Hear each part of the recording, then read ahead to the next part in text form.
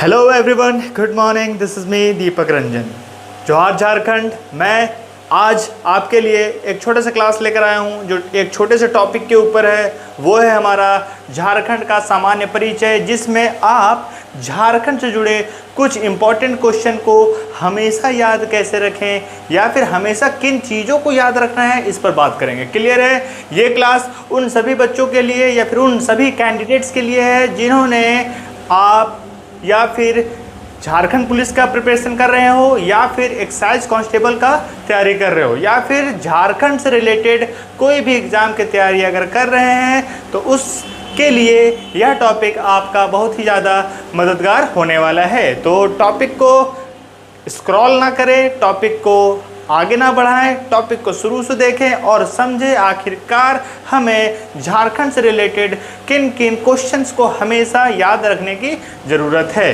Clear है? तो चलिए, आज का क्लास हमारा है जो वो है झारखंड का सामान्य परिचय, जो मैंने कुछ क्वेश्चंस के थ्रू या फिर ऑब्जेक्टिव क्वेश्चन समझा जाए या फिर नॉर्मल जो क्विज के हिसाब से किया जाए उसके हिसाब से क्वेश्चन किया जाए, तो ये आपका हर एक जगह में आने वाला है और इससे अनेक प्रकार के क्वेश्चन झारखंड से रिलेटेड एग्ज़ाम में पूछे जा चुके हैं। क्लियर है? चलिए ध्यान से देखिएगा और हमारे साथ जुड़े रहिएगा और अनेक प्रकार की चीज़ों को सीखने के लिए पहले हमारे चैनल को सब्सक्राइब कर दें और हमारे साथ हमेशा के लिए जुड़ जाएं। क्लियर है? तो चलिए अब आते हैं आगे और देखते हैं कि इस टॉपिक में मैंने आपके लिए क्या लिखा है।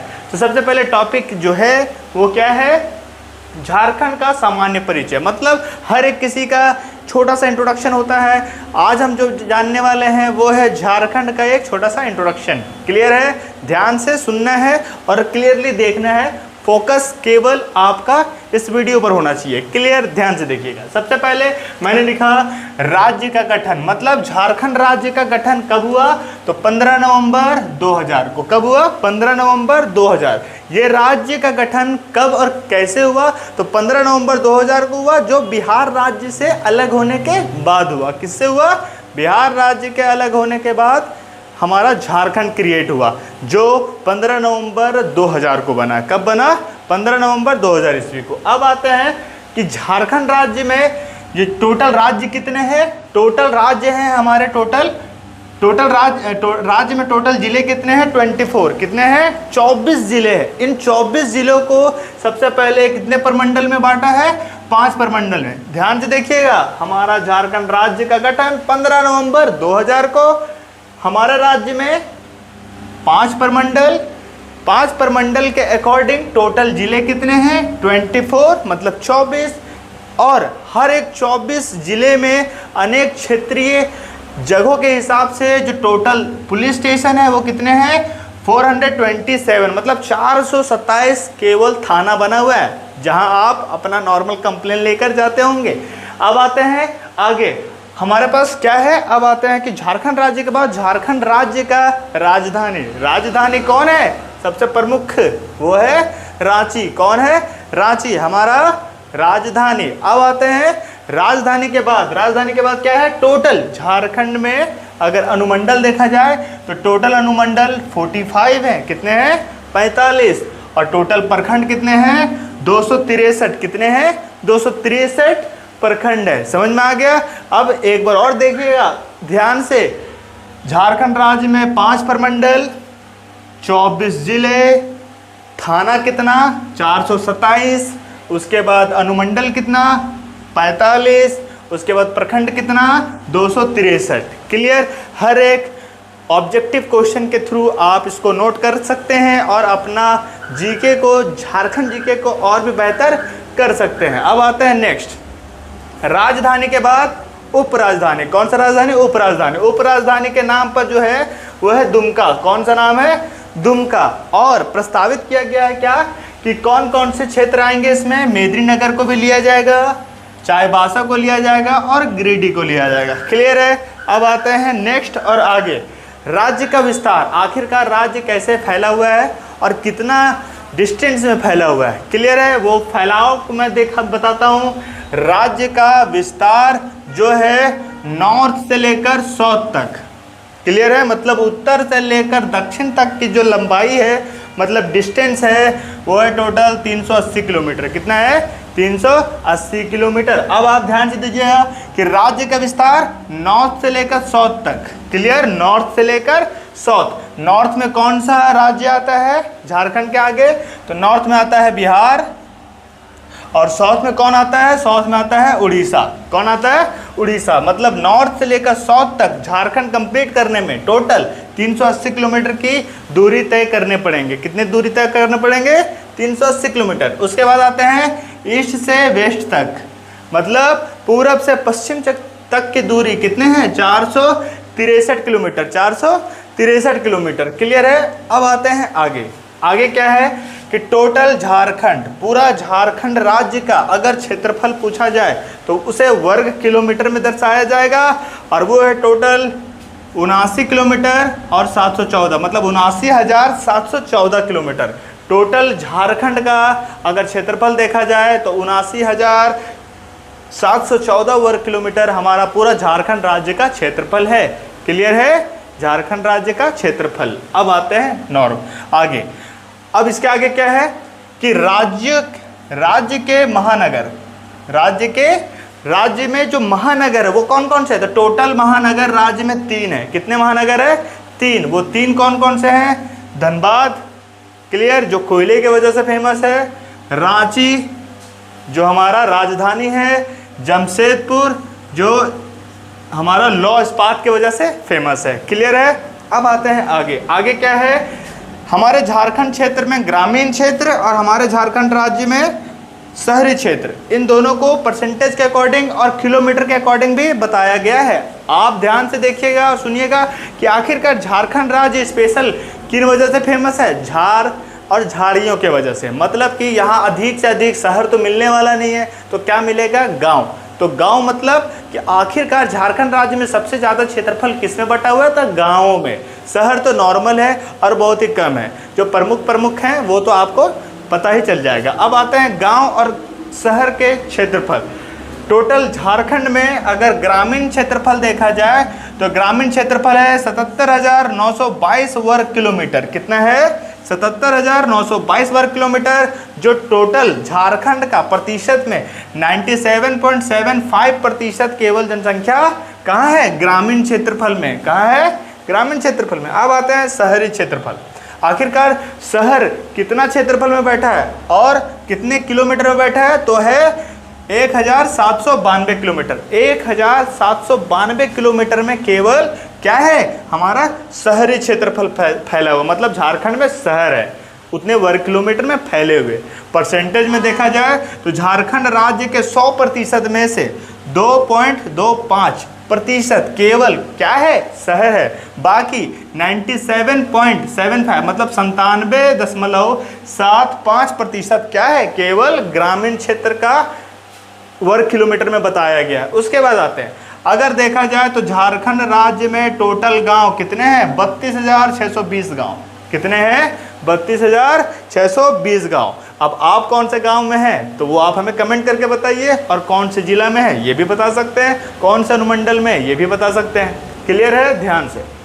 अब आते हैं सबसे बड़ा शहर। झारखंड राज्य का सबसे बड़ा अगर शहर है वो है जमशेदपुर। कौन है? जमशेदपुर। ये काफ़ी फेमस है और इसका नाम अनेकों राज्य में होते रहता है हमेशा, क्योंकि ये एक अच्छा खासा लौ इस्पात का जगह है, मतलब टाटा स्टील वाला जगह। अब आते हैं नेक्स्ट, हमारे झारखंड राज्य के जो मुख्यमंत्री हैं कौन है? हेमंत सोरेन। कुछ दिनों के लिए कौन बने थे? चंपई सोरेन। लेकिन आजकल चंपई सोरेन कहाँ जा चुके हैं? बीजेपी में। क्लियर है? चलिए वो सबको बाद में देखेंगे, पहले ध्यान देते हैं कि हमारे राज्य के जो मुख्यमंत्री हैं वो है हेमंत सोरेन। अब आते हैं झारखंड राज्य के प्रथम मुख्यमंत्री के बारे में अगर पूछा जाए तो कौन थे? तो थे कौन?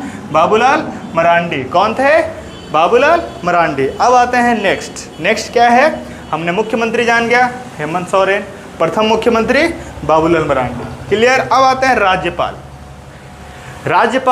अब जो बदलाव किया गया है, कब बदलाव किया है? 31 जुलाई को किया गया है। और उन बदल कर कौन बने हैं राज्यपाल? तो बने हैं संतोष गंगवार। कौन बने हैं? संतोष गंगवार। इससे पहले कौन थे?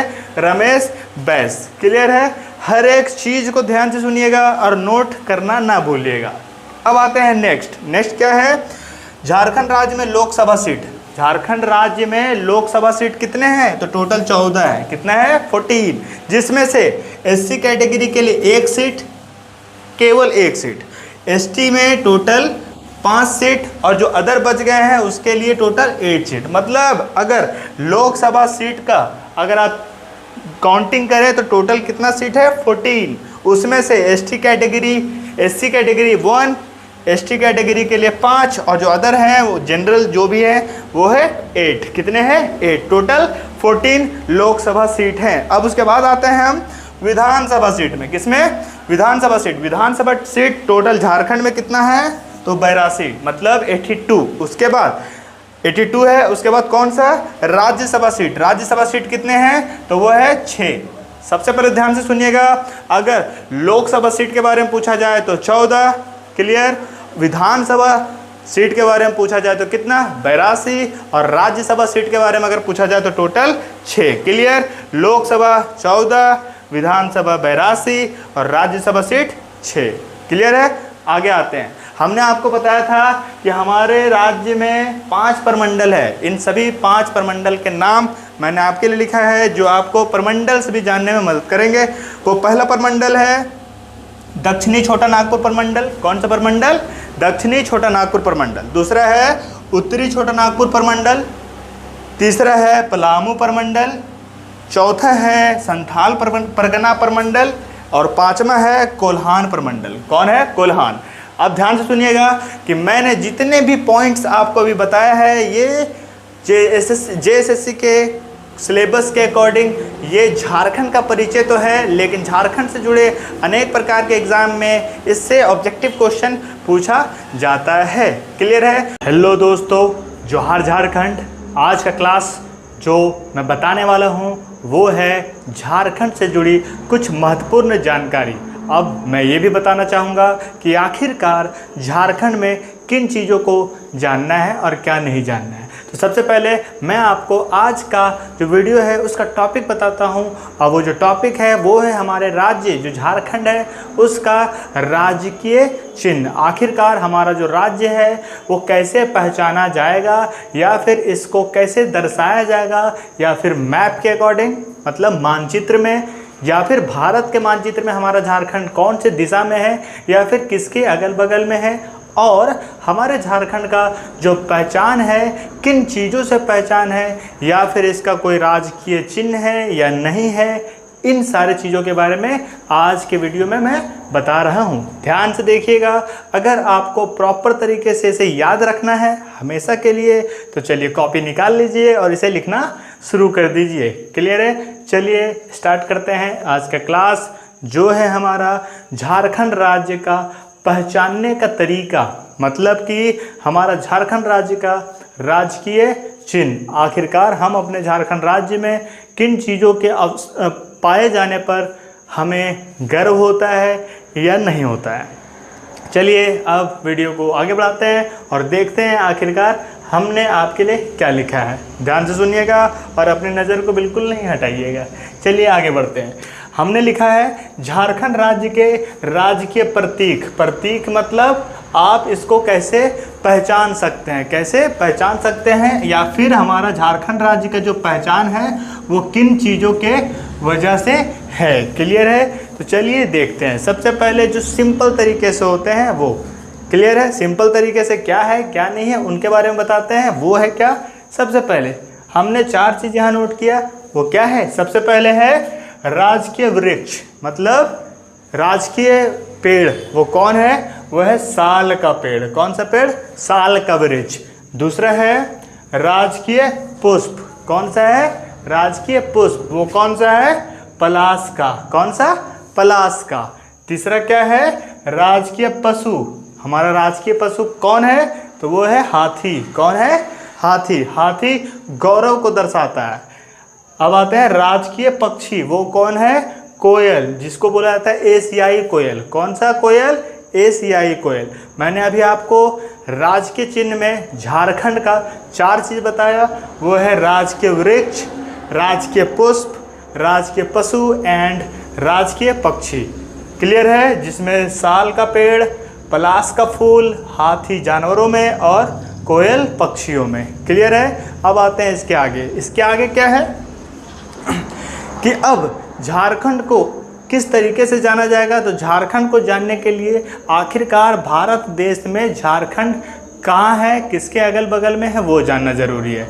तो मैंने आपके लिए बताया कि जो इम्पोर्टेंट नोट में मैंने आपके लिए लिखा है वो क्या है कि जो झारखंड है वो कहाँ है, पूर्वी भारत का एक देश है। मतलब झारखंड भारत के पूर्वी क्षेत्र में आता है। कहाँ आता है?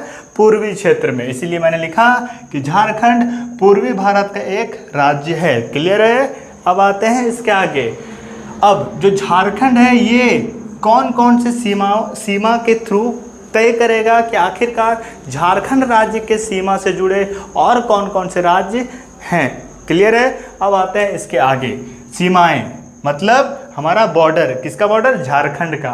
अगर झारखंड का बॉर्डर में पूरब की साइड देखा जाए तो पूरब के साइड कौन सा राज्य है? पश्चिम बंगाल। कौन सा राज्य है? पश्चिम बंगाल। और अगर पश्चिम में देखा जाए तो कौन सा राज्य है? उत्तर प्रदेश एवं छत्तीसगढ़। ये दोनों किधर है? झारखंड के पश्चिमी क्षेत्र में। झारखंड के पश्चिम साइड जाओगे तो कहाँ पहुँच जाएंगे? उत्तर प्रदेश एवं छत्तीसगढ़। इसके आगे देखते हैं, झारखंड के उत्तर दिशा में जाओगे तो कहाँ पहुँचोगे? बिहार इन करोगे। कहाँ इन करोगे? बिहार। अब आते हैं, अगर झारखंड के दक्षिण क्षेत्र में जाओगे तो दक्षिण क्षेत्र खत्म करने के बाद कहाँ पहुँचोगे? उड़ीसा में। क्लियर है? मतलब मैंने अभी आपको बताया कि झारखंड के जो सीमा के क्षेत्र हैं, जो सीमा खत्म होने के बाद जो जो राज्य आते हैं वो कौन कौन से राज्य हैं? पश्चिम बंगाल, उत्तर प्रदेश, छत्तीसगढ़, बिहार एवं उड़ीसा। क्लियर है? ये पहचान करने का एक तरीका है आखिरकार हमारा झारखंड भारत देश में कहाँ है। क्लियर है? इसको आप क्या बोल सकते हैं कि झारखंड के पड़ोसी राज्य। क्या बोल सकते हैं? झारखंड के पड़ोसी राज्य कौन कौन से? स्पेशल 5, पश्चिम बंगाल, उत्तर प्रदेश, छत्तीसगढ़, बिहार एवं उड़ीसा। क्लियर?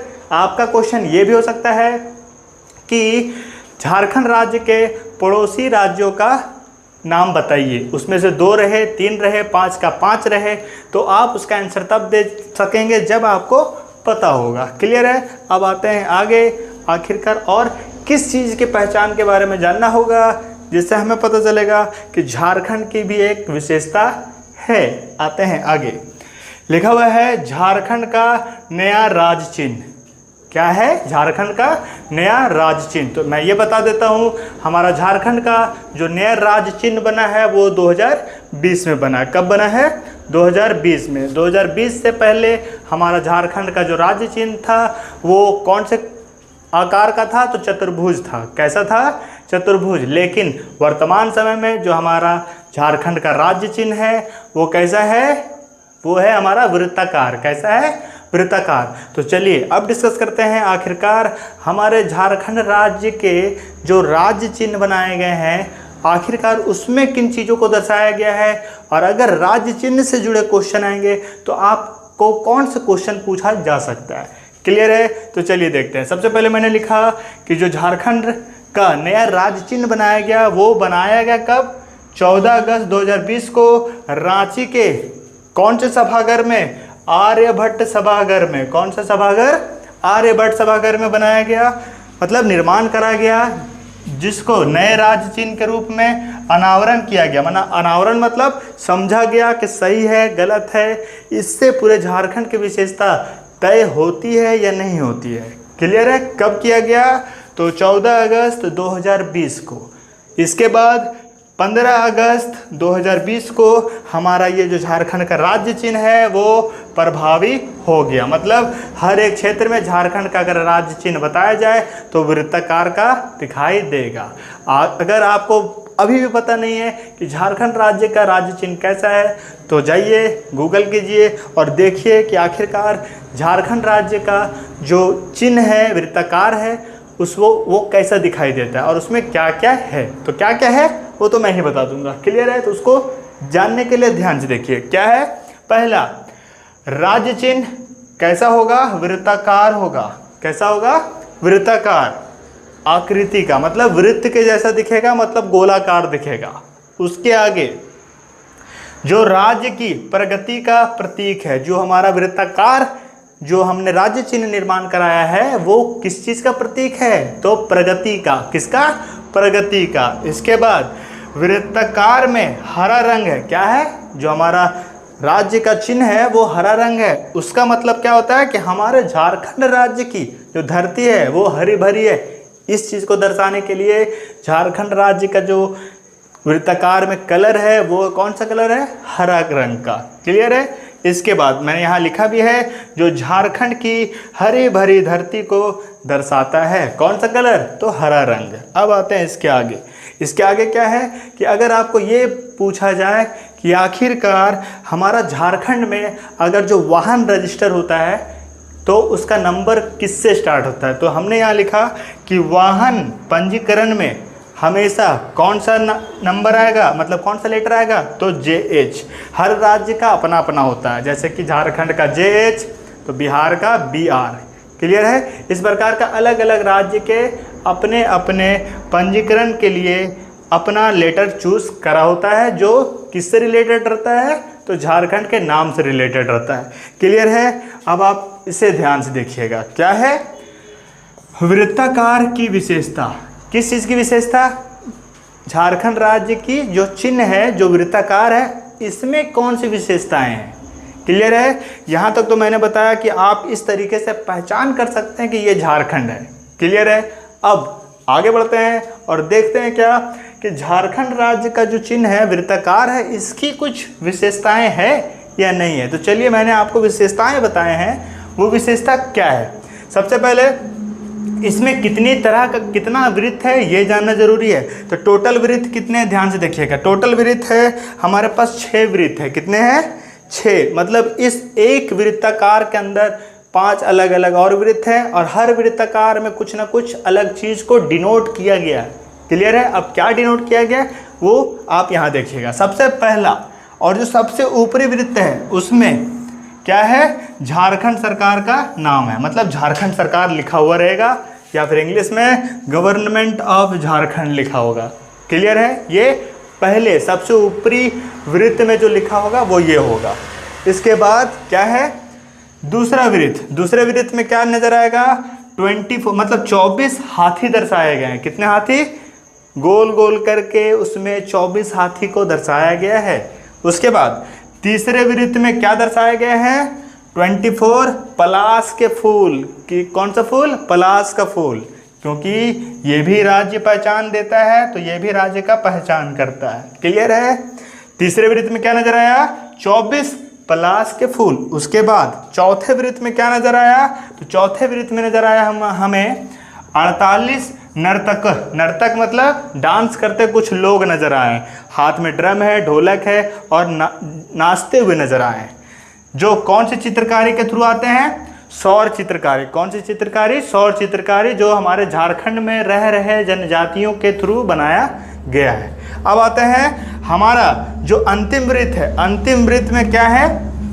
60 सफेद वृत्त बनाए गए हैं। कौन सा वृत्त में? अंतिम वृत्त में 60 सफेद वृत्त बनाए गए हैं और लास्ट में जो केंद्र वृत्त बचता है उस केंद्र वृत्त में क्या है? हमारा अशोक स्तंभ है। कौन सा स्तंभ है?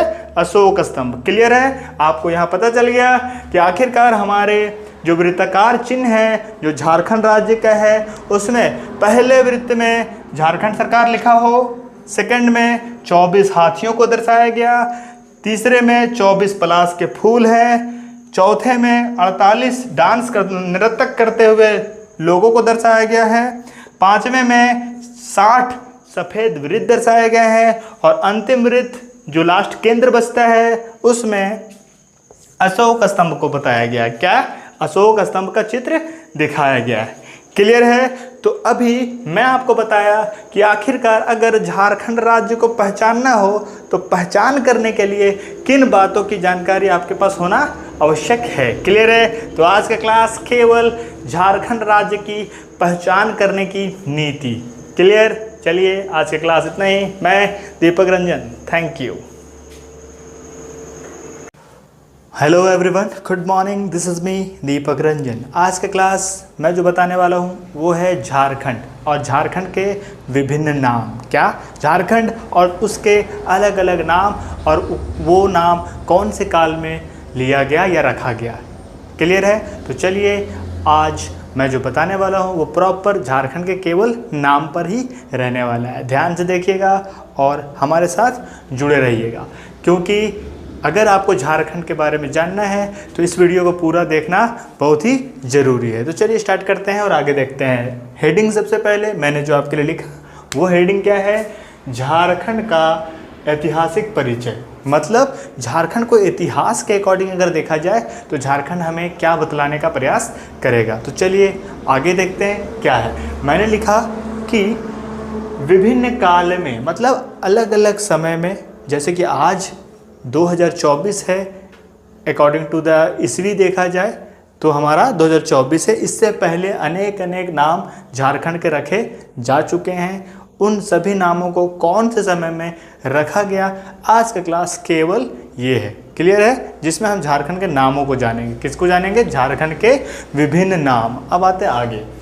विभिन्न काल में झारखंड प्रदेश के विभिन्न नाम। क्लियर है? झारखंड प्रदेश के अलग अलग समय में अलग अलग नाम। अब आते हैं कौन से काल में झारखंड का क्या नाम रखा गया है। तो सबसे पहले ध्यान दीजिएगा कि ऋग्वेद काल, सबसे पुराना वेद जो हमारा है ऋग्वेद, ऋग्वेद में झारखंड को क्या बोला गया था? किकट प्रदेश। क्या बोला गया था? किकट प्रदेश। उसके बाद दूसरा है ऐतरेयी ब्राह्मण। ये समय है। क्या है? समय। काल मैं बता रहा हूँ कि कौन कौन से समय में झारखंड को क्या नाम से बुलाया जाता था। तो सबसे पहला ऋग्वेद। ऋग्वेद में झारखंड को किकट प्रदेश बोला गया है। क्या बोला गया? किकट प्रदेश। झारखंड से जुड़े अनेक प्रकार के एग्जाम में ऐसा क्वेश्चन प्रत्येक वर्ष और प्रत्येक एग्जाम में पूछा जाता है, इसीलिए ध्यान को जरा सा भी इधर उधर हटाना नहीं है और फोकस केवल स्क्रीन पे रखना है। क्लियर है? ध्यान से देखिएगा। ऋग्वेद में किकट प्रदेश, उसके बाद ऐतरेयी ब्राह्मण, ये भी एक समय का नाम है जिसमें झारखंड को पुंड्र बोला गया है या फिर पुंड बोला गया। क्या बोला गया? पुंड। क्लियर है? दूसरा अथर्ववेद। ऋग्वेद का जो भाग है, वेद का जो भाग है अथर्ववेद, अथर्ववेद में झारखंड को व्रात्य प्रदेश बोला गया। क्या बोला गया?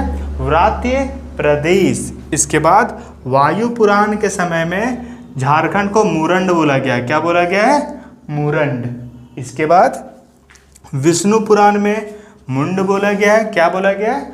मुंड। नेक्स्ट भागवत पुराण में झारखंड को किक्कट प्रदेश बोला गया। क्या बोला गया? किक्कट प्रदेश। कुछ नाम फिर से रिपीट भी किए गए हैं। जो रिपीट किए गए हैं उसको मैंने नहीं दोहराया है, लेकिन जो इम्पोर्टेंट है, जो अनेक प्रकार के एग्जामों में पूछा जा चुका है, बस मैंने वही लिखा है। क्लियर है? आगे महाभारत के समय में, कब? महाभारत के समय में झारखंड को क्या बोला गया था? पुंडरिक प्रदेश। क्या बोला गया था? पुंडरिक। क्या बोला गया था? पुंडरिक। इसके बाद 13वीं शताब्दी के समय में जब ताम्रपत्र चलता था, उस समय झारखंड को झारखंड बोलकर पुकारा गया। क्लियर है? और ये झारखंड का सर्वप्रथम झारखंड का नाम झारखंड कब रखा गया था? 13वीं शताब्दी में। कब? 13वीं सदी में, जब ताम्रपत्र पर चलता था। क्या चलता था? ताम्रपत्र। उस समय झारखंड का सर्वप्रथम नाम झारखंड सुनाया गया और देखा गया। इसके बाद कबीर के दोहे, जब कबीर का समय था, किसका समय? कबीरदास। इसके समय में झारखंड का नामकरण हुआ, तो उस समय भी झारखंड को झारखंड नाम से पुकारा गया। कौन से नाम से? झारखंड नाम से। उसके बाद जब अकबर का कहानी लिखा गया, जिसका नाम रखा गया अकबरनामा, उसमें झारखंड को भी झारखंड ही बोल के बुलाया गया। क्या बोल के बुलाया गया? झारखंड। उसके बाद आईने अकबरी, जो बुक लिखी गई है अबुल फजल के द्वारा, ये जो आईने अकबरी है, इसमें झारखंड का क्या नाम रखा गया है? कोकरा। इसमें आईने अकबरी जो बुक है, जो अबुल फजल के द्वारा लिखा गया है, इसमें झारखंड का नाम इस काल में, किस काल में? आईने अकबरी के काल में इसको कोकरा बोला गया है या फिर खंकराह बोला गया। क्या बोला गया? खंकराह। क्लियर है? इसके बाद कौटिल्य के अर्थशास्त्र में, कौटिल्य के द्वारा लिखा गया बुक जो उसका अर्थशास्त्र से है जुड़ा हुआ है, उसमें झारखंड का नाम कुकुट देश बोला गया है। क्या बोला गया है? कुकुट देश। नेक्स्ट क्या है? जब टॉलमी आया भारत, कौन? टॉलमी। और जब टॉलमी भारत आया तो उस समय टॉलमी के द्वारा जो बताया गया झारखंड को, वो मुंडल प्रदेश बोला गया। क्या बोला गया? मुंडल। नेक्स्ट क्या है? जब फाहियान आया, कौन आया? फाहियान। ये सब विदेशी यात्री है कुछ जो भारत आए और उस समय भारत का क्या, झारखंड आए और उस समय झारखंड का क्या नाम था वो, जैसे कि कौटिल्य के अर्थशास्त्र में कुकुट देश, उसी प्रकार से टॉलमी के जो समय था उसमें मुंडल, किसको? झारखंड का नाम। फाहियान के समय में झारखंड का नाम कुकुट लाड रखा गया था। क्या रखा गया था? कुकुट लाड। इसी प्रकार से जब हेनसांग का समय आया, जब झारखंड में हेनसांग आया, उस समय झारखंड में हेनसांग का समय में इसको कर्ण और सुवर्ण बोला जाता था। क्या बोला जाता था? कर्ण एवं सुवर्ण, दोनों एक साथ। इसके बाद कौन आ गया? अंग्रेज। कौन आ गया? भारत, अंग्रेज, जिसमें झारखंड में भी अंग्रेज का प्रचलन दिखाया गया। जब ईस्ट इंडिया कंपनी का समय चल रहा था पूरा भारत में, उस समय झारखंड का नाम क्या रखा गया था? छोटा नागपुर का प्रदेश रखा गया था। क्या रखा गया था? छोटा नागपुर का प्रदेश। ये अंग्रेज के काल में छोटा नागपुर बोला जाता था, बाकी इन सभी नामों को केवल जिक्र में रखा जाता था। लेकिन आज 2024 या फिर जब अंग्रेज का आना जाना खत्म हो गया, तब झारखंड का प्रॉपर नाम क्या रखा गया? झारखंड। क्या रखा गया? झारखंड। और इसको हम विभिन्न काल के अनुसार विभिन्न नामों से जानते हैं, और इन सारे नामों का जिक्र आपका JSSC झारखंड से कोई भी एग्जाम हो उसमें इन नामों का जिक्र होता है और क्वेश्चन ऑब्जेक्टिव के रूप में पूछे जाते हैं। क्लियर है? वर्तमान में झारखंड नाम से जाना जाता है। ये किसे जाना जाता है? झारखंड से जाना जाने वाला प्रदेश है ये हमारा झारखंड। क्लियर है? और देखा जाए तो स्थापना कब? 15 नवंबर 2000। इसके बाद झारखंड का कोई भी नाम में बदलाव नहीं किया गया है और अभी करने का कोई सोच भी नहीं रहा है। चलिए, आज का क्लास जो मैंने आपको बताया वो है झारखंड का एक ऐतिहासिक परिचय, जिसमें झारखंड के विभिन्न नामों को कौन कौन समय में क्या कहकर बुलाया गया था उसके ऊपर था। क्लियर है?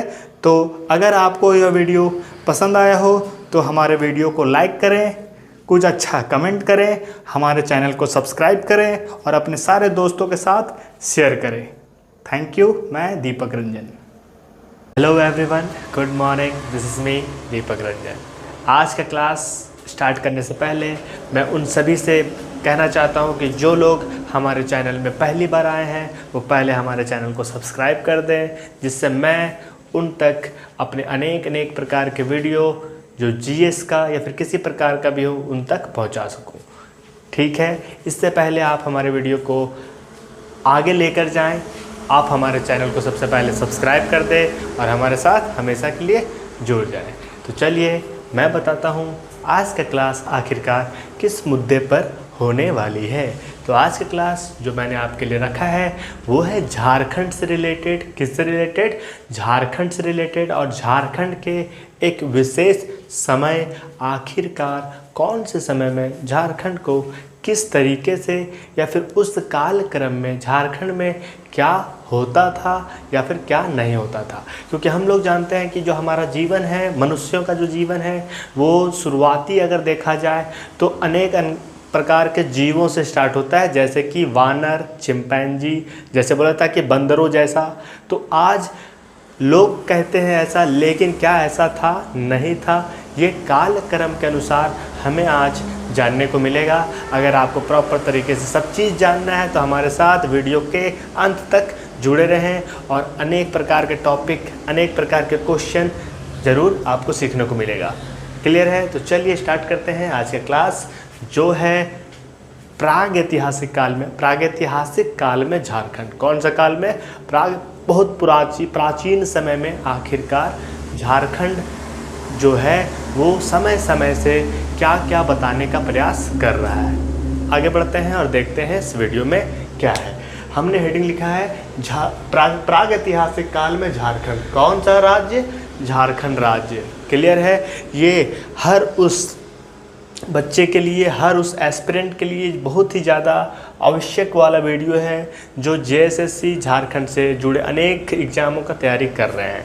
चलिए स्टार्ट करते हैं। प्राग ऐतिहासिक काल में झारखंड, कौन सा? प्राग ऐतिहासिक काल में झारखंड। आखिरकार सबसे पहला मुद्दा ये है कि प्राग ऐतिहासिक काल को कितने कालों में बांटा जाता है, आखिरकार ये काल किसे कहा जाता है, या फिर कब के समय हमें प्राग ऐतिहासिक काल को डिवाइड करने का तरीका पता चला। तो सबसे पहले ध्यान देना है कि प्राग ऐतिहासिक काल को महत्वपूर्ण अगर समय से देखा जाए तो निम्न 3, 4 और ज़्यादा देखा जाए तो 5 काल में बांट दिया गया है। देखा जाए तो, नहीं तो हमारे पास नॉर्मल 3 काल होते हैं, जो होते हैं क्या क्या मैं बताता हूँ। सबसे पहले है प्राग ऐतिहासिक काल को सबसे पहला पुरापाषाण काल में बांटा गया है, सबसे पुराना काल। सेकेंड है मध्यपाषाण काल, जो थोड़ा सा बीच का। तीसरा है नवपाषाण काल, जो एक नए युगों का प्रारंभ करता है। उसके बाद फोर्थ है ताम्रपाषाण काल। कौन सा काल? ताम्रपाषाण काल। इसमें अनेक अनेक चीज़ों का निर्माण होना शुरू हो चुका है। अब आते हैं इसके बाद जो आधुनिक काल हमारा चल रहा है, वर्तमान काल। ठीक है, जो ये आधुनिक है, इसमें अनेक अनेक प्रकार के नियम कानून, नए तकनीक आते जा रहे, और हम इसी को बोलते हैं प्रगति। अब आते हैं, आगे बढ़ते हैं, और मैं आपको बताता हूँ आखिरकार ये जितने भी काल आपको दिखाई दे रहे हैं, आखिरकार इसमें हमें क्या जानना है। क्लियर है? आगे बढ़ते हैं। आगे है पुरापाषाण काल। आखिरकार इसका एक समय सारणी तो होगा, कितने सालों या फिर कितने वर्षों के पहले के समय को पुरापाषाण काल बोला गया है। तो पुरापाषाण काल बोला गया है, सीधा सीधा ध्यान से देखिएगा। फर्स्ट पॉइंट क्या है, इस कालक्रम में या फिर इस कालक्रम कब का है? 25 लाख से 10,000 ईस्वी पूर्व, मतलब ईसा मसीह के जन्म से पहले की बातें हैं। जब 25 लाख से 10,000 ईस्वी पूर्व का समय बात हो तो वो पुरापाषाण काल का जिक्र होता है, जिसमें इंसान का एक प्रॉपर ढंग, प्रॉपर आकार नहीं था। क्लियर है? उस समय इंसानी रूप आ तो रहा था, लेकिन प्रॉपर तरीके से इंसान खुद को इंसान बिल्कुल समझ नहीं रहा था। उसे ये भी नहीं पता होता था कि किन चीज़ों में अंतर कैसे देखा जाए। आगे है, इस समय लोग कब? पुरापाषाण काल में लोग आखेट पर निर्भर करते थे। किस पर निर्भर करते थे? आखेट। आखेट का अर्थ होता है शिकार करना। क्या करना? शिकार करना। आज के समय में अगर देखा जाए तो हम अनेक प्रकार के भोजन ग्रहण करते हैं, जो कृषि से या फिर खेती करके प्राप्त किया जाता है, परंतु लेकिन हमें पुरापाषाण काल में भोजन के लिए खेती का कोई नॉलेज नहीं था। कोई भी लोगों को पास इतना जानकारी नहीं था कि आखिरकार खेती करने का कोई नाम होता भी है या फिर कोई कार्य होता भी है। तो इस समय के लोग कब? पुरापाषाण के लोग, उस समय में लोग आखेट किया करते थे। आखेट का अर्थ लिखे हैं शिकार करना या फिर शिकारी, या फिर शिकार करके जितने भी लोग जीवन जीते थे पहले के समय में, वो पुरापाषाण काल में हमें बताए गए हैं। नेक्स्ट पॉइंट, इस काल में कृषि, किस चीज़ का? खेती का ज्ञान लोगों के पास नहीं था। क्या था? कृषि का ज्ञान पुरापाषाण काल में था ही नहीं, जिससे लोगों को पता चलता कि आखिरकार अनाज उपजाकर खाना होता है। पहले का लोग क्या होता था, जो मिल गया वही खा लेता था, लेकिन उसमें भी वो पहचान सकते थे कि कौन अच्छा है, कौन बुरा है, कौन जहरीला है, कौन लाभदायक है। आगे आते हैं पुरापाषाण काल में। इस काल में आग का, किसका? आग का जानकारी, आग की जानकारी हो गया था, मतलब आग का होना पता चल गया था, लेकिन इसका प्रयोग करना लोगों को नहीं आता था।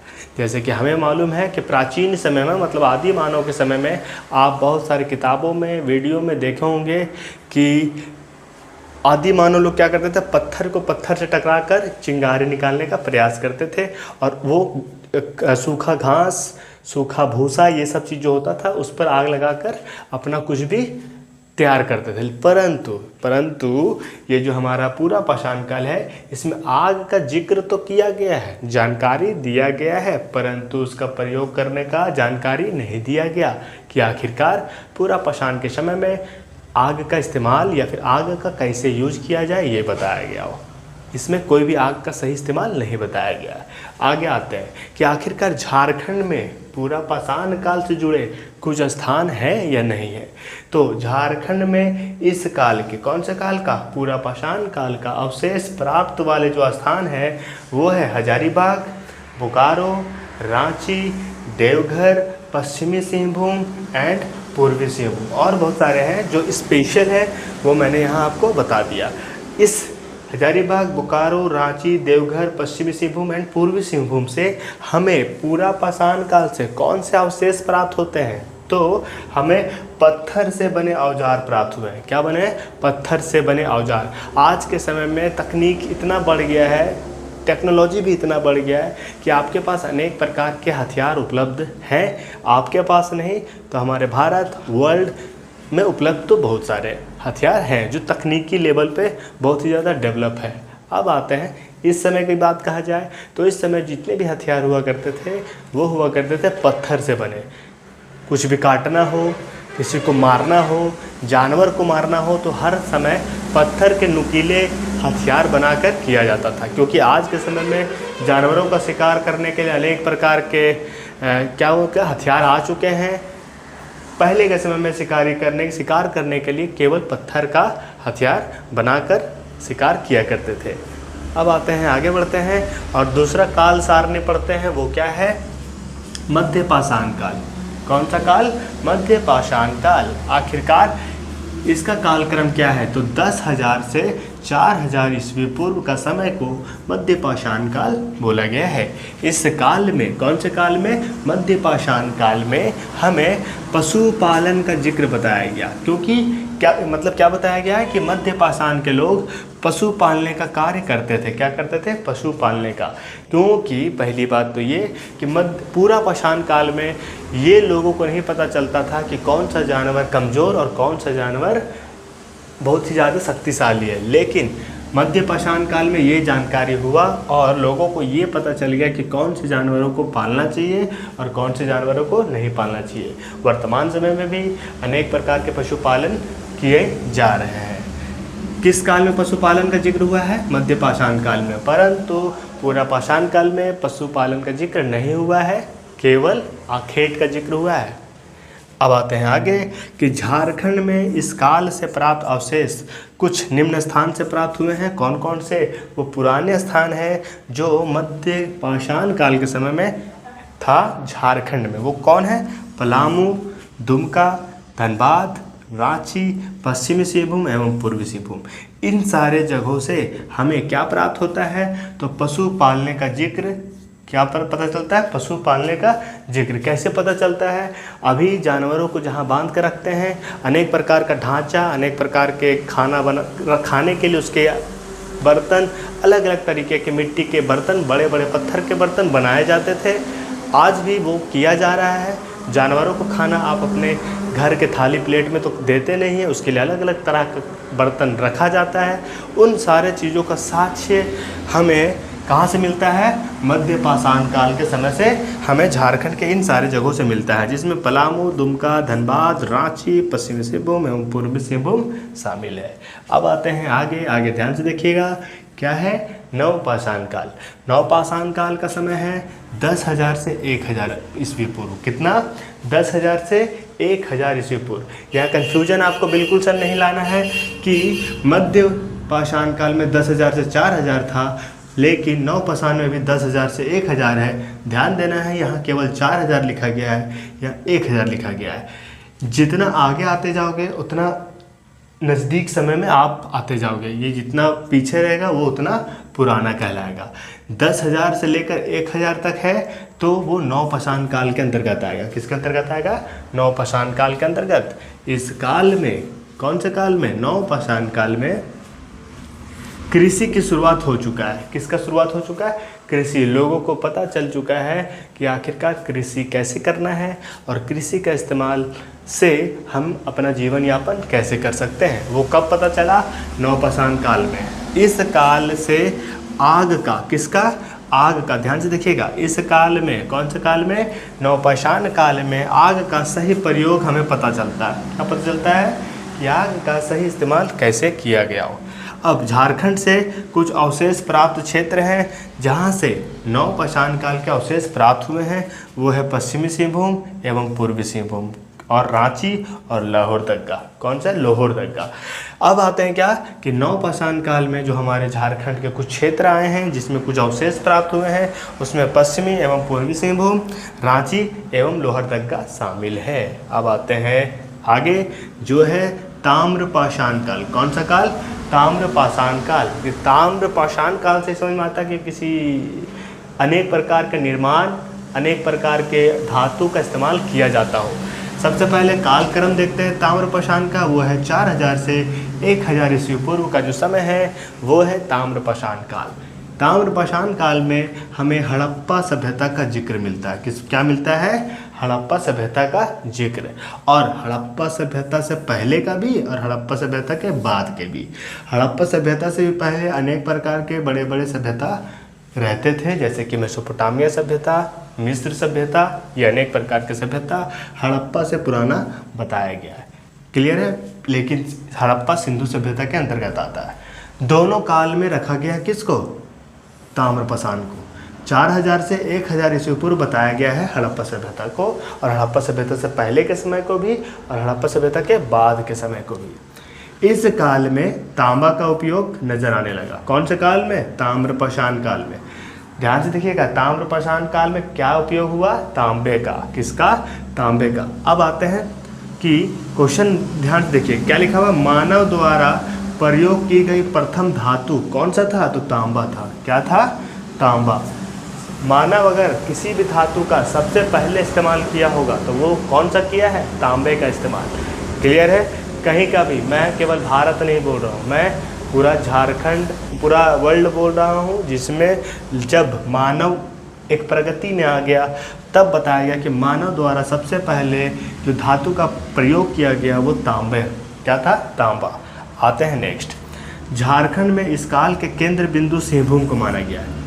कब? ताम्रपाषाण काल में सिंहभूम जो है वो झारखंड का केंद्र बिंदु समझ में आता है जब सिंहभूम से, जैसे कि अभी हमारा क्या हो गया, जमशेदपुर, टाटा, ये सारे क्षेत्र में आजकल बहुत सारे कारखाने, बहुत सारे अनेक प्रकार के फैक्ट्री उपलब्ध हैं, जिससे हमें अनेक प्रकार के धातु उपलब्ध कराए जाते हैं और उन धातुओं से अनेक प्रकार के चीज़ों का निर्माण किया जाता है। अब आते हैं कांस्य युग। कौन सा युग? कांस्य युग। मैं सीधा सीधा बता देता हूँ आपको। कांस्य युग तब आया जब ताम्रपाषाण काल के समय में क्या हुआ कि तांबा एवं टीने को मिलाकर क्या बनाया गया? कांसा बनाया गया। तांबा एवं टीना को मिलाकर क्या बनाया गया? कांसा। और कांसे से बने अनेक प्रकार के औजार झारखंड के लोगों ने बनाया है, जिसमें कौन कौन लगाता है? तो आता है कौन? बिरजिया, बिरहोर एवं असुर आते हैं। कौन आते हैं? असुर। ये 3 जनजाति ऐसे हैं जो अनेक प्रकार के किससे? तांबा एवं कांसा से क्या बनाए हैं? अनेक प्रकार के औजार बनाए हैं। इसीलिए मैंने यहाँ लिखा कि कांस्य युगीन में, कब? जब कांसा का युग चल रहा था, जब कांसा बहुत ज़्यादा प्रचलन में आ गया, तो कांसा का जो औजार बनाने का प्रारंभ करते हैं वो कौन है? बिरहोर, असुर एवं बिरजिया है। ये 3 जनजाति ऐसे हैं जो औजार बनाने के लिए प्रारंभकर्ता माना जाते हैं। मतलब इन्होंने ही प्रारंभ किया किससे औजार बनाना? कांसे से। अब आते हैं लास्ट युग जो है लौह युग। क्या है? लौह युग। लौह युग कब आया? जब लोहे का इस्तेमाल ज़्यादा होने लगा। वर्तमान समय में देखा जाए तो लोहे का अनेक प्रकार का इस्तेमाल किया जा रहा है हमारे भारत में या फिर पूरे दुनिया भर में। अब इस चैप्टर में, इस टॉपिक में मैं आपको बता देता हूँ कि आज का जो टॉपिक है वो क्या था? प्राग ऐतिहासिक काल, जिसमें कालों का विखंडन किया गया है। जिसमें कौन सा काल आया है? सबसे पहले पूर्वापाषाण काल, फिर मध्यपाषाण काल, उसके बाद नवपाषाण काल, फिर ताम्रपाषाण काल। ताम्रपाषाण काल के अंतर्गत कांस्य युग और लौह युग। कांस्य युग कब आना स्टार्ट हुआ? जब तांबा और टीन से मिलाकर कांसा बनाया गया और कांसा से अनेक प्रकार के औजार बनाने का प्रचलन जारी हो गया। तब हमें पता चलता है आखिरकार इन सारे काल में झारखंड में इनका क्या महत्व है। क्लियर है? तो आज का क्लास केवल प्राग ऐतिहासिक काल में झारखंड। क्लियर है? अगर आपको यह वीडियो ज़्यादा समझ में आया हो या फिर वीडियो को समझने में कोई भी मुसीबत नहीं हुआ हो, अगर किसी प्रकार का मुसीबत हुआ हो तो आप हमें कमेंट कर सकते हैं। अगर आपको यह वीडियो अच्छा लगे तो लाइक करें और अपने सारे दोस्तों के साथ शेयर करें और हमारे चैनल को सब्सक्राइब करना ना भूलें। Thank you. Hello everyone, good morning, this is me Deepak Ranjan. सभी झारखंड वासियों को हमारा और मेरा जोहार। तो चलिए आज का क्लास जो मैं आप सभी को बताने वाला हूँ वो है झारखंड से जुड़ी। किससे जुड़ी? तो झारखंड से जुड़ी। चलिए देखते हैं आखिरकार झारखंड में हमें क्या देखने को मिलने वाला है आज के इस वीडियो में। वीडियो को स्टार्ट करने से पहले हमारे चैनल को पहले सब्सक्राइब कर दें, जिससे अनेक प्रकार के वीडियो मैं आप सभी तक पहुंचा सकूं। तो चलिए आज का क्लास स्टार्ट करते हैं। वीडियो से नज़र को बिल्कुल नहीं हटा रहा है और एंड तक हमारे साथ जुड़े रहना है। तो चलिए आगे बढ़ते हैं और देखते हैं आखिरकार हमारे पास किन किन चीज़ों को देखने को मिलने वाला है। क्लियर है? आगे बढ़ते हैं। क्या है? सबसे पहले आज का हेडिंग है हमारे पास, झारखंड में धार्मिक आंदोलन। क्या है? झारखंड में धार्मिक आंदोलन। कौन कौन से धर्मों को लेकर हमारा झारखंड फेमस रहा है, या फिर कौन कौन से धर्म झारखंड में एक प्रचलन, एक फेमस, एक आंदोलन बनकर नजर आया है। चलिए देखते हैं उन धर्मों को। वो धर्म कौन कौन से हैं? बौद्ध धर्म तथा जैन धर्म। कौन कौन से हैं? बौद्ध धर्म तथा जैन धर्म। इस वीडियो को स्टार्ट करने से पहले मैं ये भी बता दे रहा हूँ, क्योंकि आपको अनेक प्रकार के एग्ज़ाम जब झारखंड लेता है, चाहे वो किसी भी प्रकार का हो, चाहे डिफेंस लाइन का हो, चाहे कर्मचारी लेवल का हो, तो आपका धर्म से जुड़े क्वेश्चंस एग्ज़ाम में पूछे जाते हैं। तो जो धर्म आंदोलन है हमारे झारखंड में, वो दो धर्मों को स्पष्ट करता है। कौन कौन से धर्म? तो वो धर्म है जैन धर्म एवं बौद्ध धर्म। आगे बढ़ते हैं। आगे में क्या है कि आखिरकार ये एक धार्मिक आंदोलन के नाम से जाना जाएगा। कैसे? जब दोनों के प्रचारक झारखंड आके कुछ अलग चीज़ों को बताने का प्रयास करेंगे, क्योंकि हमें तो मालूम है कि हमारे भारत में अनेक धर्म के लोग अभी बसे हुए हैं। क्लियर है?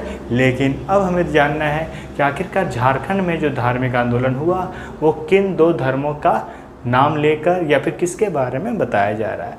तो वो है जैन धर्म एवं बौद्ध धर्म। तो मैं आपको दोनों का इंडिविजुअल टाइप्स क्लियर करके मैं बताने वाला हूँ आखिरकार झारखंड में इसका क्या महत्व रहा है, या फिर क्या उपयोग रहा है, या फिर क्या उपस्थिति रहा है। तो चलिए आगे बढ़ते हैं और देखते हैं। सबसे पहला पॉइंट वो है जैन धर्म। क्या है? जैन धर्म। अब जैन धर्म है, जैन धर्म में कौन? महावीर स्वामी। कौन? महावीर स्वामी के कौन से? लौरे यादगा, एक तीर्थ यात्रा का एक नाम लिखा है जिसका नाम है क्या? लौरे यादगा, जिसका अर्थ होता है आंसुओं की नदी। क्या होता है? आंसुओं की नदी। इसके ऊपर जिक्र किया है जैन धर्म को महावीर स्वामी के अकॉर्डिंग। क्लियर है? अब हमें जानना है आखिरकार ये जैन धर्म और बौद्ध धर्म के आने से कुछ बदलाव हुए हैं या ना हुए। हमारे जैसे कि हमारे भारत में प्रचलन में अगर कोई धर्म रहता है तो बेसिक तरीके से हम लोग बोलते हैं हिंदू धर्म एंड इस्लाम धर्म। बेसिक तरीके से और भी बहुत सारे धर्म हमारे हैं, लेकिन हमें तो भारत में रहना है तो सभी धर्मों का रिस्पेक्ट तो करना है। तो अब आते हैं हम कि आखिरकार झारखंड में जैन धर्म एवं बौद्ध धर्म का कुछ प्रचलन रहा या फिर नहीं रहा। आगे बढ़े। आगे क्या है? जैन धर्म के 24 तीर्थकार, टोटल तीर्थकार अगर हमें बताया जाता है, वो बताया जाता है 24। कितने तीर्थकार? तीर्थकार मतलब वैसे लोग जो क्या करते हैं, जैन धर्म के बारे में अनेक प्रकार की चीज़ों को बताने के लिए लोगों तक पहुँचे हैं। क्लियर है? और वो खुद पहले अपने अंदर जैन धर्म को पहले पूरा स्थापित किए, अपने आप को उस तरीके से ढाले हैं, तब जाके हमें ये पढ़ने को आजकल मिलता है। तो जैन धर्म के 24वें तीर्थकार में से कितना? 24 तीर्थकारों में से 20 ने, कितने ने? 20 तीर्थकारों ने कहाँ? झारखंड के पारसनाथ पहाड़ी में। कहाँ? पारसनाथ पहाड़ी का नाम तो आप सुने ही होंगे, जो झारखंड के गिरिडीह जिले में उपस्थित है। कौन सा पहाड़ी? पारसनाथ पहाड़ी। और ये झारखंड का सबसे ऊंचा पहाड़ माना जाता है। आगे बढ़ते हैं। कौन सा पहाड़? झारखंड का पारसनाथ पहाड़ पर निर्वाण प्राप्त किया। निर्वाण मतलब अनेक प्रकार के मुक्ति, अनेक प्रकार के जो नॉलेज होते हैं वो प्राप्त किए, और अंत में इनका अंत भी इस पहाड़ी के अंतर्गत बताया जाता है। सबसे पहले ध्यान दीजिएगा, पारसनाथ पहाड़ी कहाँ है? गिरिडीह जिले में। कहाँ? झारखंड के गिरिडीह जिले में पारसनाथ पहाड़ी है। अब पारसनाथ पहाड़ी के ऊपर कुछ क्वेश्चन बताता हूँ। आखिरकार अगर क्वेश्चन पूछा जाए पारसनाथ की ऊंचाई कितनी है, तो पारसनाथ की ऊंचाई अगर मीटर में पूछा जाए तो 1000 कितना है? 1365 मीटर पारसनाथ पहाड़ी का ऊंचाई है। अगर फीट में पूछा जाए तो कितने हैं? 4478 फीट। क्लियर? ध्यान से सुनते जाइएगा और अपने कॉपी में नोट करते जाइएगा या बेसिक तरीके से समझते जाइएगा, जिससे आपको याद रहेगा। यहाँ 23वें तीर्थकार, कौन से तीर्थकार? 23वें। ये तीर्थकार का क्या मतलब होता है? जो स्पेशल तरीके से जैन धर्म को हमें बताने के लिए आगे आएंगे। तो 23वें तीर्थकार जिसका नाम है पारस्वनाथ, क्या नाम है? पारस्वनाथ के कारण यह नाम रखा गया। कौन सा नाम? पारसनाथ पहाड़ी का नाम पारसनाथ इसलिए रखा गया क्योंकि यहाँ जैन धर्म के 23वें तीर्थकार जो पार्श्वनाथ हैं, उन्होंने अपना निर्वाण प्राप्त किया। क्लियर? 23वें तीर्थकार किसे बताया गया है? पारस्वनाथ को। 24वें महावीर स्वामी को। चलिए, बोला जाता है कि यह पहाड़ी में, अच्छा नहीं ध्यान से देखिएगा, यह पहाड़ी में तीर्थ स्थल में क्या होता है? जैन धर्म का मक्का कहा गया। किसका क्या कहा गया? यह पहाड़ी में जो तीर्थ स्थल है, कौन सा पहाड़ी में? पारसनाथ पहाड़ी में जो जैन धर्म का तीर्थ स्थल है, उसको जैन धर्म का मक्का कहा गया है। क्या कहा गया है? मक्का। आगे बढ़ते हैं, क्या है? झारखंड में जैन धर्म से जुड़े प्रमुख स्थल। अब झारखंड में कुछ प्रमुख स्थल होंगे, वहाँ से जैन धर्म का जुड़ाव देखना है। क्या देखना है? झारखंड में उपस्थित अनेक स्थान जिससे जुड़ाव प्राप्त होंगे, कहाँ का? जैन धर्म का। तो चलिए कुछ स्थल देखते हैं। सबसे पहले है धनबाद। कौन सा जिला? धनबाद। तो धनबाद क्या है? संस्कृति का केंद्र है। किसका? जैन धर्म का संस्कृति का केंद्र किसे बताया गया है? धनबाद को। किसको? धनबाद को। उसके बाद है हनुमांड गांव। कौन सा? हनुमांड गांव। हनुमांड गांव का क्या है कि यह पलामू में है। कहाँ है? पलामू में। यहाँ जैन धर्म के पूजा स्थल प्राप्त हुए। क्या हुए? पूजा स्थल। ध्यान से देखिएगा, ये आज के जो हम लोग हिंदू धर्म है उससे जुड़े हुए नहीं है, अलग प्रकार के ये मंदिर यहाँ दिखाए जाएंगे। क्लियर है? यहाँ सबसे ज़्यादा शांति रहती है। हम लोग को क्या होता है कि हमारे यहाँ जब पूजा पाठ किए जाते हैं तो अनेक प्रकार के बाजा गाजा ये सारे चीज़ होते हैं, साउंड आते हैं, लेकिन यहाँ इस प्रकार के नहीं हैं। साउंड भी होगा तो प्योर साइलेंट साउंड होगा, जिसको सुनने में सुकून मिले, ना कि हड़बड़ी लगे। क्लियर है? तो चलिए आगे बढ़ते हैं। आगे क्या है? सिंहभूम, चाहे पूर्वी सिंहभूम हो चाहे पश्चिमी सिंहभूम हो, उससे हमको मिला है मूर्तियाँ। जैन धर्म से जुड़े क्या मिले हैं? मूर्तियाँ। क्लियर है? जो 7वीं शताब्दी का जिक्र करता है। कब का जिक्र करता है? 7वीं शताब्दी। उसके बाद है कोल्हुआ पहाड़। कौन सा पहाड़? कोल्हुआ पहाड़। कहाँ है? चतरा में। यहाँ तीर्थकारों की मूर्तियाँ मिला है। क्या मिला है? तीर्थकारों की मूर्तियाँ। अब आते हैं जैन धर्म को झारखंड के अनुसार। झारखंड में जैन धर्म का बस ये इम्पोर्टेंट पॉइंट्स मैंने अभी आपको बताया। अब आते हैं आगे, जो है बौद्ध धर्म। क्या है? बौद्ध धर्म। गौतम बुद्ध बौद्ध धर्म के संस्थापक माने जाते हैं। आगे झारखंड में बौद्ध धर्म से प्राप्त कुछ महत्वपूर्ण जानकारी मैं आपको बताता हूँ।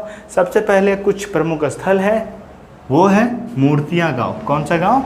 मूर्तिया गांव। मूर्तिया गांव में क्या होता है? यहाँ सांची के स्तूप से मिले जुले कुछ साक्ष्य प्राप्त होते हैं। कहाँ से? सांची से। सांची का स्तूप जो बौद्ध धर्म से जुड़ा हुआ है। किससे जुड़ा हुआ है? बौद्ध धर्म से। क्या जुड़ा हुआ है? सांची का स्तूप। क्लियर है? ये हमें मूर्तिया गांव झारखंड से प्राप्त होता है। आगे सूर्यकुंड। सूर्यकुंड कहाँ है? हजारीबाग में। मूर्तिया गांव कहाँ है? पलामू में। कहाँ? पलामू में। सूर्यकुंड कहाँ है? हजारीबाग में। क्लियर है? उसके बाद यहाँ से, कहाँ से? सूर्यकुंड से बुद्ध से जुड़ी, किससे? बुद्ध से जुड़ी मूर्तियाँ मिली है। क्लियर है? आगे बढ़ते हैं और कुछ प्रमुख स्थल का नाम लिखे हुए हैं। क्या है वो? कटुंगा गांव, पटम्बा गांव, बेलवा दाग, धनबाद और ईचागढ़ जो खरसावां है, सरायकेला खरसावां। इन सारी जगहों से हमें क्या मिला है? अनेक प्रकार की स्मारक, मूर्तियां एवं बौद्ध धर्म से जुड़े मंदिर मिले हैं। क्या मिले हैं? मंदिर। अब मैं आपको बता देता हूं कि झारखंड में ये दोनों धर्मों का प्रचलन बहुत ज़्यादा लंबा समय तक नहीं प्रचार प्रसार कर सका, जिससे एक बड़ा आकृति, बड़ा रूप जैन धर्म या बौद्ध धर्म ले सके। लेकिन ये धर्म झारखंड में अपना अस्तित्व रखा और झारखंड के अनेक जगहों पर आज जैन धर्म और बौद्ध धर्म से जुड़े तीर्थ स्थल हैं जो आज हमको देखने को मिलते हैं। क्लियर है? तो मैं आज का क्लास जो आपको बताया वो केवल बताया झारखंड में धार्मिक आंदोलन जिसमें जैन धर्म एवं बौद्ध धर्म सम्मिलित हैं। क्लियर है? तो आज का क्लास केवल जैन धर्म, बौद्ध धर्म जो है झारखंड के धार्मिक आंदोलन से जुड़े। अगर आपको यह वीडियो पसंद आया हो तो हमारे वीडियो को लाइक करें, कमेंट करें एंड हमारे चैनल को सब्सक्राइब करें और अपने सारे दोस्तों के साथ शेयर करना ना भूलें। मैं दीपक रंजन, थैंक यू।